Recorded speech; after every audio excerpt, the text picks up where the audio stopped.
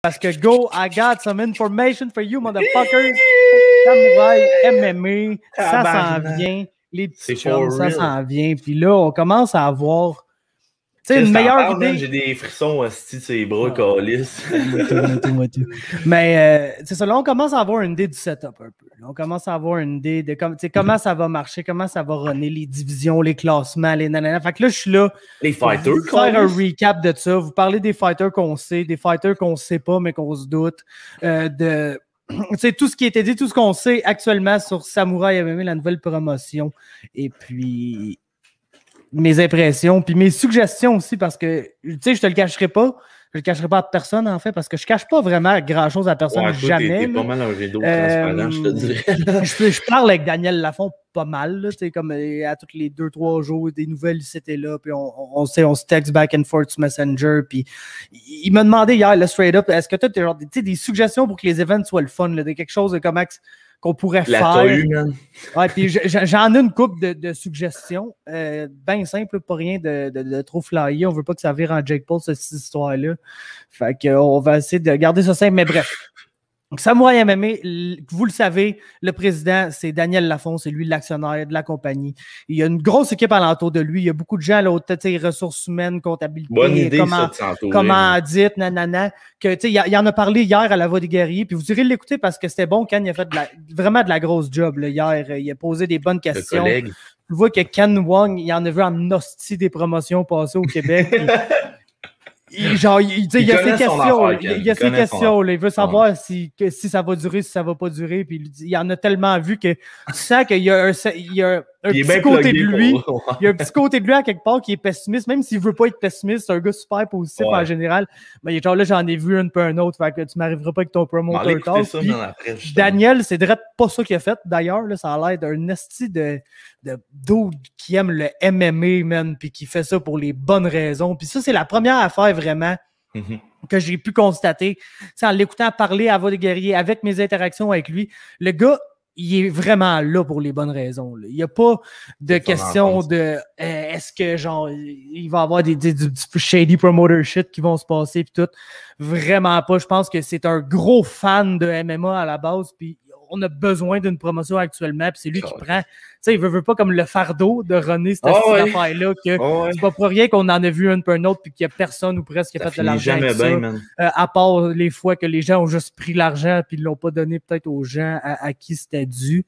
Mais ceci étant dit. C'est un coup de katana, man. Ceci étant dit. Matchmaker Manu Molinier, ça va être lui aussi qui va prendre un peu le devant là, dans la promotion quand on va parler des match-ups avec les fighters, ces affaires-là. Ça va être le Sean Shelby puis le Mick Maynard de. Ouais, mais aussi peut-être la personnalité et tout qui parle genre des combats. Fait qu'il va peut-être un peu prendre le rôle d'un Dana aussi. OK. Puis Daniel Lafont, c'est un traiteur dans la vie. C'est un gars qui travaille dans l'événementiel. Fait que lui, il a une bonne connaissance de ces choses-là, de la logistique, de comment organiser un événement. Et Manu, c'est le gars de MMA. Il est là-dedans, il s'entraîne, il a combattu, il est manager, il y a des fighters en Europe, il y a des fighters un peu partout. Et puis, il y a Eric Aymar aussi, là, qui va jouer un gros rôle, qui va être l'annonceur. Mais que, tu sais, lui aussi, avec Hybride, là, il a fait des shows ici et là. Fait qu'il y a une expérience là-dedans. Fait qu'il va être là pour conseiller, lui aussi. C'est des gars d'expérience, là, si je comprends bien. Ouais. Puis, écoute, le but premier de la promotion, à ce que j'ai cru comprendre, c'est vraiment d'être transparent. Puis de pas faire de fausses promesses. De pas dire, oui, ce combat-là, j'ai pas reçu le contrat encore, tu sais, c'est pas signé, mais je vous le dis, ça a lieu, là, 100%, là, 1000%. Puis là, finalement, ça n'a pas lieu pour X, Y raison parce qu'il y a de quoi qui arrive avec le contrat. Puis c'est des choses qui peuvent arriver. Fait que, tu sais, d'être transparent, mais aussi pas aller en avant des choses, là. C'est comme moi, on a eu des discussions sur certains fighters, puis il y en a que je le sais qui veulent signer parce que je le sais parce que je parle aux fighters et tout, là, on s'entend. Toi, t'es comme des deux bords de la médaille. Ça n'a pas été remis encore, les contrats puis tout. Puis, ils veulent pas s'avancer. Dire, j'ai signé ce contrat-là parce qu'il l'a pas reçu le contrat encore. Puis, ils veulent pas nous dire, vas-y, pose ça, si j'ai signé. Ils vont y aller avec des faits, non des prévisions. Exactement. Okay. Puis, tout l'autre affaire que j'ai vraiment trippé à entendre, c'est qu'il y a il s'est adressé à Pellerin, à Yann Pellerin. Puis, il a dit qu'il voulait vraiment, genre, que les chicanes entre les promotions ça n'ait pas lieu, ça soit fini, puis que lui, tu sais, si Yann, il y a un show, puis il y a un pull-out la dernière seconde, les deux promotions, on n'a pas moyen d'annuler des co-main events, d'annuler des main events, d'annuler des combats qui vendent des billets parce qu'il y en a un des deux qui se blesse. Fait que moi, s'il est dans la marde, puis il m'appelle 3 jours avant un événement, puis il dit « Hey, t'as pas quelqu'un à me proposer sur ton roster? » Il dit « Je vais y envoyer mon fighter, ça comptera même pas sur un combat qui est sur son contrat avec Samouraï. On va juste le laisser aller se battre pour dépanner. » T'es sérieux, là? Ouais, il veut que ça l'aide bien. Genre, il veut pas qu'il y ait de la chicane puis qu'il y ait des... Ça fait 2 points que tu le nommes, puis ça fait 2 choses qui vont faire en sorte que le retour risque de fonctionner, là, on s'entend, là.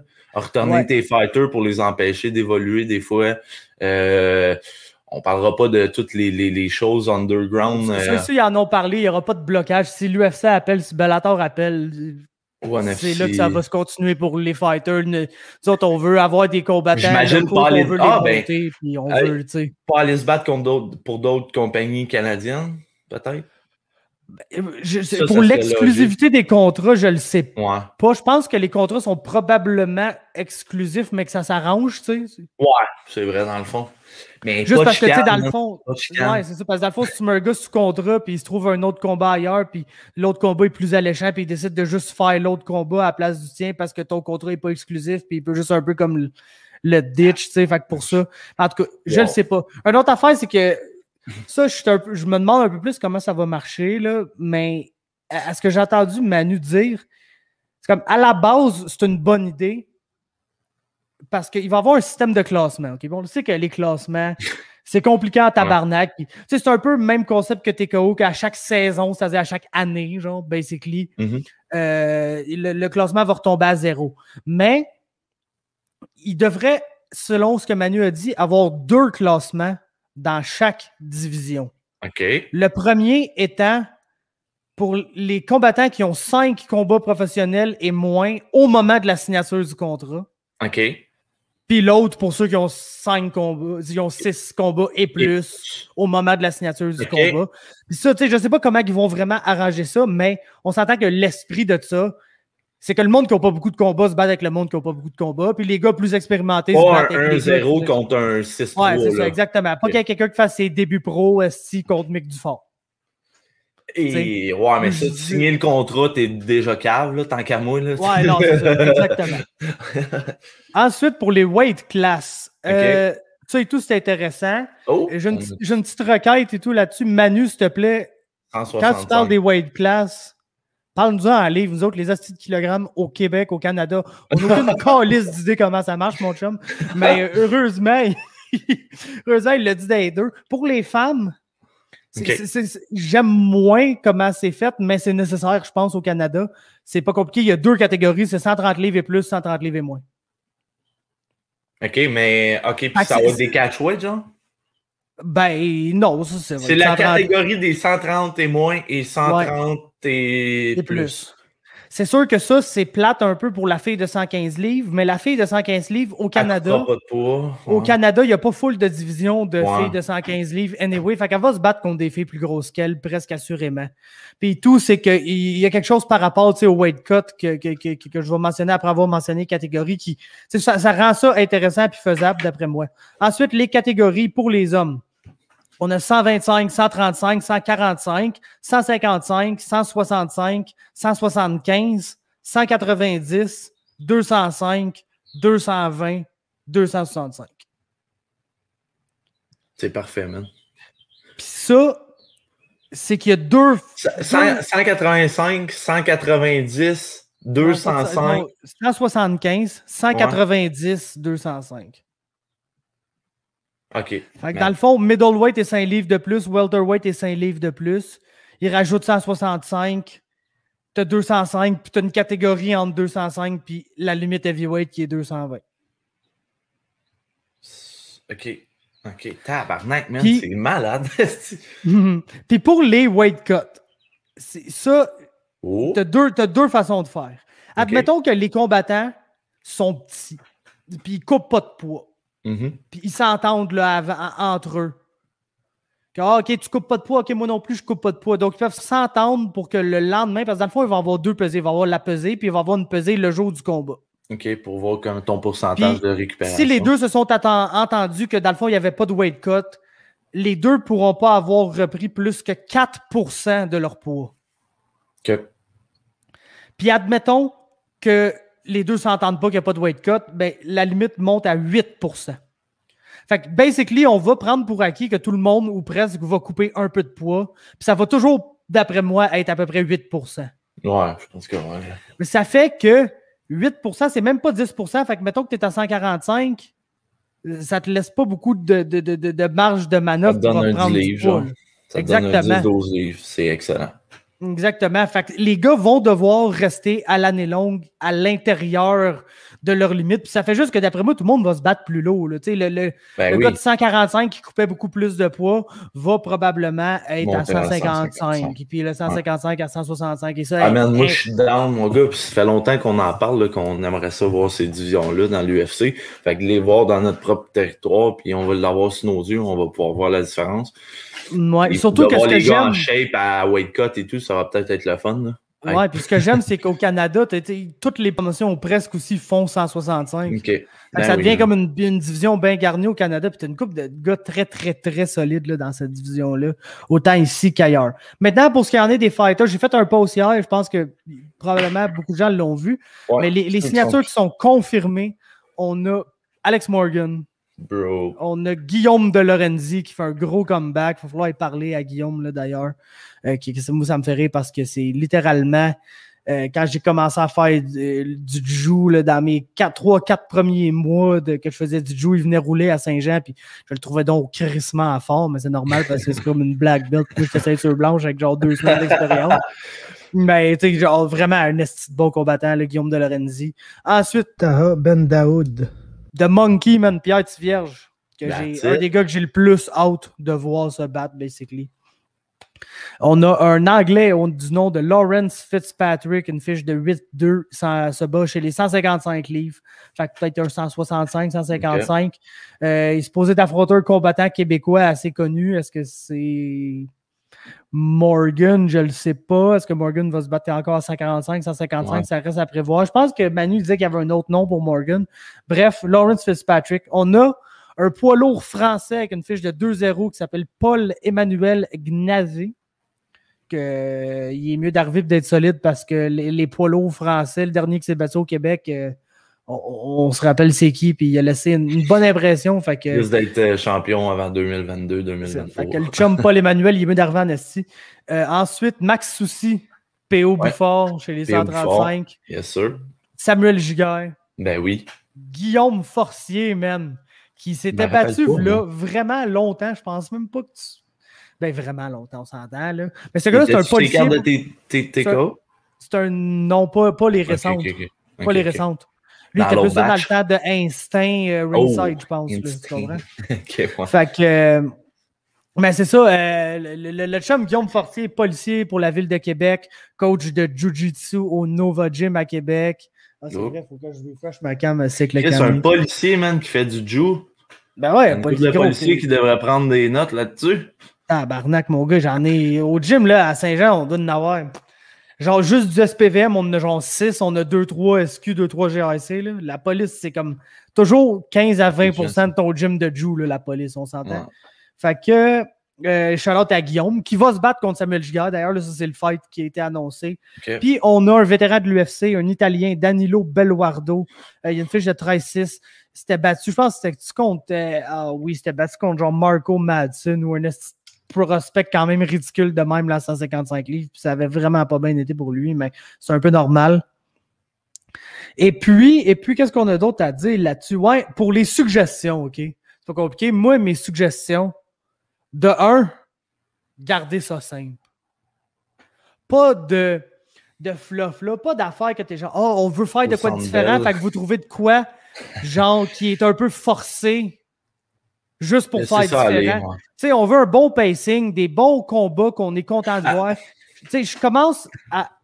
D'après moi, la formule, ça a l'air pas mal qu'on va avoir les gros match-ups québécois qu'on veut voir, mais le restant du temps, ça risque pas mal d'être fighter local contre un Européen, puisque Manu, c'est un manager qui manage beaucoup de combattants français, allemands, partout en Europe. Puis, il va les amener ici pour se battre. C'est fighter, c'est sûr à 100%. Fait que je pense que ça va être un peu booké comme TKO dans le sens de beaucoup de combats, un combattant local contre un combattant international. Puis quand on va avoir les gros match-ups locaux, genre, ça va être très important de les faire. Parce qu'on s'entend que c'est ça qui fait vivre une promotion. Ouais. C'est quand tu as un match-up que, là, genre, oh shit, le monde veut le voir, puis là, ça vend plus de billets, puis ça fait que tu as un événement qui est profitable. Parce que, tu sais, même Daniel Lafont l'a dit, ça coûte minimum 100 000 $ organiser un événement au Québec. Ouais. Fait il faut qu'il y ait des bonnes recettes qui viennent avec ça, il faut qu'il y ait des bons revenus avec ça. Fait quand il y a un combat, là, que tu l'as entre tes mains, là, puis qui peut arriver, faut le faire, faut pas hésiter, faut le faire, genre. Yoann Danny, c'est mort, ça, ce combat. Non, je sais que c'est mort, mais c'est juste un typique combat qu'on aurait dû avoir. Il faut donner le crédit à TKO qui ont pas mal tout essayé. Mais. Ouais, c'est vrai. Mais oui, genre des combats de même, quand on l'a, il faut le faire. Fait qu'il faut être à l'écoute des fans. Ils ont l'air, tu sais, comme j'ai dit tantôt, Daniel, puis Manu, puis Eric est mort, c'est des fans à la base. Fait que d'après moi, ils vont être à l'écoute des fans, ça, c'est pas mal sûr. Sinon, pas d'hymnes nationaux avant un main event, s'il vous plaît. Ça, c'est une de mes principales demandes. Pas d'hymnes nationaux avant un main event. Vous pouvez faire les petits packages comme TKO faisait, par exemple. Tu sais, juste une coupe de highlights là, de chaque combattant avant le fight. Puis chacun qui dit genre une ligne, là, ce qu'Oli Aubin dit qu'il trippe à chaque fois. Hey, j'espère que t'as fait tes devoirs parce qu'elle soit un mode corrigé. Hey, la framboise, je vais te péter à la gueule, Chris, tu sais. Ça, c'est genre. Ouais, c'est quoi, je l'écoute dans le genre. Mais... Alors ça, ouais, les petites vidéos de promotion. Ouais, les petits paquets juste avant, là, tu sais, pas rien trop. J'ai l'impression que TKO, il essaie de viser trop haut budget, puis c'est un peu ça qui les a coulés. Mais la présentation de TKO, c'était. Ouais, la présentation. Bellator, c'est best que One. Non, One, c'est quelque chose. On ne demande pas qui est SW non plus, là, parce que. Entre les deux, tu sais. Ouais, exact. Puis une dernière affaire que je pense qu'ils l'ont évoqué à Voix des Guerriers, mais je tiens à le dire, qui est une de mes grosses suggestions, man, parce que le power de ce style de marde-là, man, est illimité. C'est TikTok, man. Genre. Vos fighters, là, populaires... C'est pas Daniel qui va faire des TikTok, j'imagine? Non, on veut pas ni Daniel ni Manu là, qui est en train de nous parler. C'est pas ça qu'on veut. On veut, parce qu'ils ont dit là, que Samouraï, qu'à chaque jour, ils allaient essayer de parler de leurs athlètes, parce que c'est ça qui vont les faire qui vont avoir du succès ou pas. C'est leurs athlètes, c'est pas eux. Là. Eux, s'ils font de la bonne job, ils gèrent bien leur cash, puis ils font des bons combats, ils risquent de s'en sortir. Tu comprends? Fait que c'est les athlètes qui vont y rendre. Fait que, tabarnouche. Juste faire des petits highlights de tes combattants que tu veux pousser, puis mettre ça sur TikTok, puis faire ça entertaining. Comme Charles, le TikTok de Charles Jourdain, il est quand même de très grande qualité. Fait que je suis sûr que vous pouvez même le contacter sur le site puis demander des trucs s'il y a quelque chose, mais de faire des petites affaires, le fun sur TikTok, des highlights des fighters, essayer avec de la musique populaire sur TikTok, puis des affaires comme ça. Moi, j'ai jamais ouvert TikTok de ma vie, fait que c'est pas moi qui va vous aider pour créer des TikTok, mais ça pogne, puis la reach que tu peux avoir là-dessus est assez considérable. C'est le stuff que tu fais, c'est le fun, puis tu pourrais attirer peut-être du monde plus jeune qui voudrait venir aux événements, puis que ça va, tu sais, former une fanbase plus jeune qui vont checker ces combattants-là, puis vouloir suivre ces combattants-là, genre pendant un bout. Puis avant, je te laisse la parole, je veux juste terminer dans mes suggestions, parce que moi, ça fait une couple de temps, Daniel m'a demandé mon top 5 là, des combattants québécois, que ça, c'est un must. C'est un must-sign, OK? C'est un must-sign. Tu dois les signer. OK, mais attends, moi, je donne mes suggestions, puis on fait notre top 5. On fait ça après. Go, let's go, parfait. J'en ai deux. Go. Je l'ai mentionné tantôt. Les galas à Montréal, pour commencer, la TAU, c'est la plus belle place pour faire des combats d'arts martiaux mix. Ça le fait en rond. Donc, juste la mettre sur votre liste. Puis moi, les boys, Daniel, Manu et puis Eric, je sais pas qui va prendre cette décision-là, mais mettez-nous un tapis professionnel dans la fucking cage. Pas de matelas mou, là, pas un tapis lisse. Puis je suis sûr que les gars, s'il y a des fighters qui m'écoutent présentement qui sont d'accord avec moi, pas trop, ben en même temps, ouais, c'est ça qui paye la place, là, mais les commanditaires, mais on veut un tapis d'organisation professionnelle. Pas de matelas mou, pas de tapis comme en Inde, parce que cette semaine, je t'ai envoyé ça, mon gars. La cage, c'était des tapis, là. Des tapis. T'imagines-tu le stamping là-dedans? Je sais que ça passerait pas au niveau de la commission, mais moi, mes deux suggestions rapidement, la TAU, puis un tapis professionnel dans la cage, ça va tout faire la différence au point de vue. Pour les fighters, c'est sûr. Puis deuxièmement, à vue d'œil pour le spectateur. Puis troisièmement, pour les fuckers comme moi, je vais pouvoir dire, regardez ça au Québec, on a une vraie organisation. Parce que moi, t'es une vraie organisation si t'as un tapis professionnel. Sinon, man, c'est ça. Sinon, c'est ça. OK. Fait que là, c'est mon autre moment les honnête. Fighters.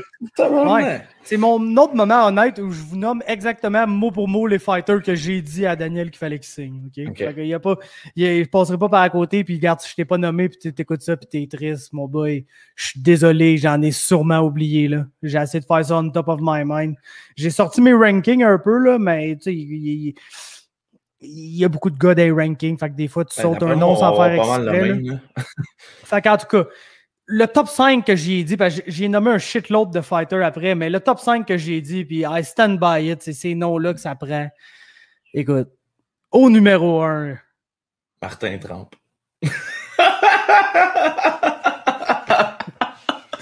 Non, absolument pas, sous aucun prétexte. Au numéro 1, man. Le maître de la Hitler Stash rouge. Ah ouais, man. L'homme qui amènera la douleur. Strania Gavrilovic, man. Le werewolf Strania Gavrilovic. Ça nous prend un combat du werewolf avec le petit crowd du werewolf. Puis tout ce qui va alentour de ça. Ça nous prend ça. C'est un gars, il draw, il vend des billets. C'est un gars qui va faire rouler ta promotion, va gueuler comme un singe sur les réseaux sociaux, va aller faire des spinning kicks sur un bag avec son plâtre dans le pied. T'es un malade, ce gars-là. Puis des fois, ça mène ou ça mène. D'autres fois, ça donne le contenu le plus hilarant du monde. Strania, ça prend Strania. Ça prend Strania. On a besoin de Strania. Ensuite, okay, Zachary Powell. Frédéric Duprat. Isaac Blais et Louis Jourdain. Ça, c'est mon top 5. C'est mon top 5, puis je mettrais en Xavier Alaoui aussi. Xavier Alaoui, Jade, je sais pas si c'est agent libre. Là. Jade, Xavier, Serge Danco, vite de même. Check, tu peux Mathéo Vogel. Mathéo Vogel, en effet. Oh, moi, j'y ai pas pensé. Parce que moi, je me suis tenu au Québécois sur ma liste. Là. Ouais. Mais la liste des combattants que j'ai envoyés après, parce que il y a toujours des mentions honorables.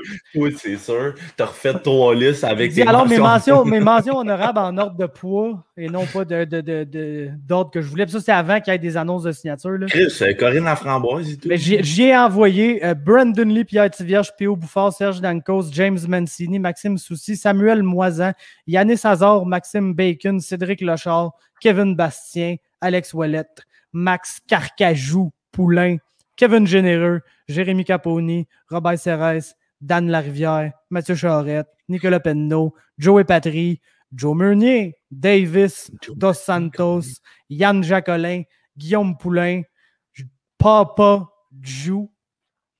Et si ça leur tente plus de faire de la boxe, Joe Vallée, Beaulé, Charbonneau. Hey, j'ai dit que Xavier Alaoui, man, je pensais. Je parlais pas de Xavier Alaoui, moi je parlais de Yann Jacolin. J'ai vu le nom, man, dans l'écran.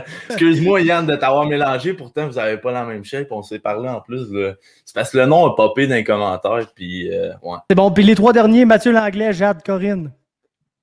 Big, tu m'as nommé le roster, man, le depth chart de TKO, puis c'est exactement ça que je veux voir. Puis qui viennent se coller les Européens que Manu connaît, là, de la façon que tu parles, ça peut être cool.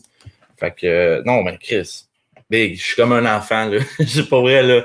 J'ai juste hâte d'être là-bas, man, qu'on soit là, man, avec le monde, qu'on jase avec le monde, mon gars, puis que le premier fight start, puis que je fasse asti. OK, on est reparti pour de vrai.